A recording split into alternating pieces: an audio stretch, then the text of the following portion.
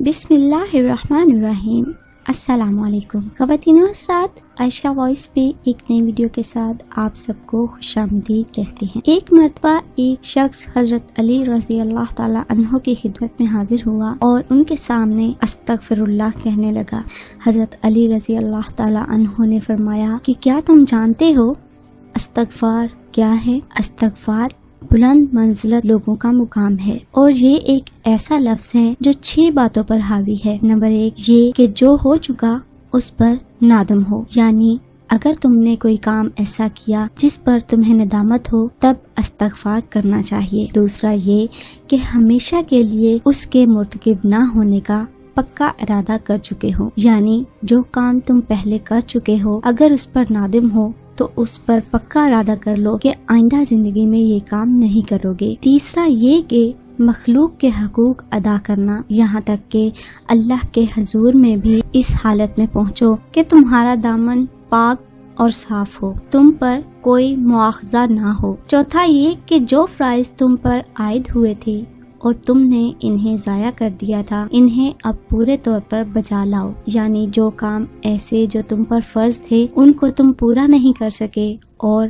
اب ان کو پوری طرح نبھاؤ۔ پانچواں یہ کہ جو گوشت حرام سے نشوونما پاتا رہا اس کو غم و اندوہ سے پگھلاؤ، یہاں تک کہ کھال کو ہڈیوں سے ملا دو، پھر سے ان دونوں کے درمیان نیا گوشت پیدا ہو، یعنی جو جسم آپ کا فربہ ہو چکا ہے حرام کھانے کی وجہ سے آپ اچھی صحت میں ہیں، ان پر اتنا غم کرو، اس استغفار کو اتنا اپنے آپ پر طاری کر لو کہ انسان کی ہڈیاں جو ہیں وہ گوشت کے ساتھ مس ہو جائیں اور پھر ایک نیا گوشت آپ کے جسم پر پیدا ہو۔ چھٹا یہ کہ اپنے جسم کو اطاعت کے رنج سے آشنا کرو،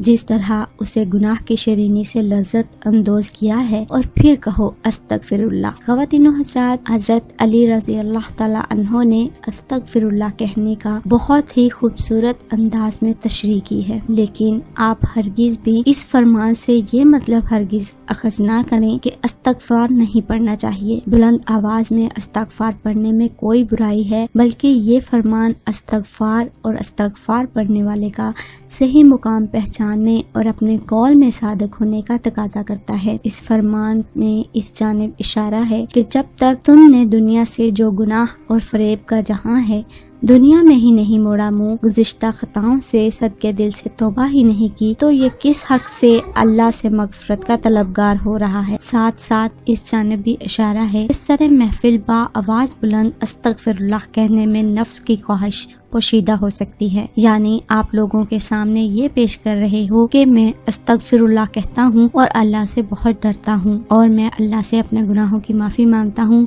ہو سکتا ہے کہ آپ ایسا نہ سوچتے ہوں لیکن دیکھنے والا یہ سمجھتا ہو کہ آپ ریاکاری کر رہے ہیں، تو لوگ آپ کی زبان سے استغفار سن کر آپ کو پاک باز سمجھے۔ اس کے ساتھ ساتھ آپ حضرت علی رضی اللہ تعالی عنہ نے بلند منزلت لوگوں کی نشاندہی بھی فرما دی کہ ایسے لوگ اللہ سے مغفرت طلب کرنے کے حقدار ہیں جو گناہ کے جہاں سے خود کو الگ کر چکے ہیں، ورنہ جس نے گناہ کا ارادہ ہی نہیں چھوڑا، جس نے اللہ کی جانب رخ ہی نہیں پھیرا، اس کا یہ کہنا ہی درست نہیں کہ میں اللہ سے مغفرت کا طلبگار ہوں۔ خواتین و حضرات، ہمارا آج کا یہ میسیج ان لوگوں کے لیے ہے جو کہ اپنے گناہوں کی معافی مانگ کر بھی پھر اسی گناہ کی دلدل میں دھس جاتے ہیں۔ اللہ تعالیٰ تو انسان کو معاف کرنے والا ہے، وہ غفور الرحیم ہے، وہ انسان کو معاف کر دیتا ہے، لیکن اگر آپ یہ سوچ کر گناہ کرتے رہیں کہ اللہ تعالیٰ معاف کرنے والا ہے اور وہ ہمیں معاف کر دے گا، ہم جب چاہیں اس سے معافی مانگ سکتے ہیں،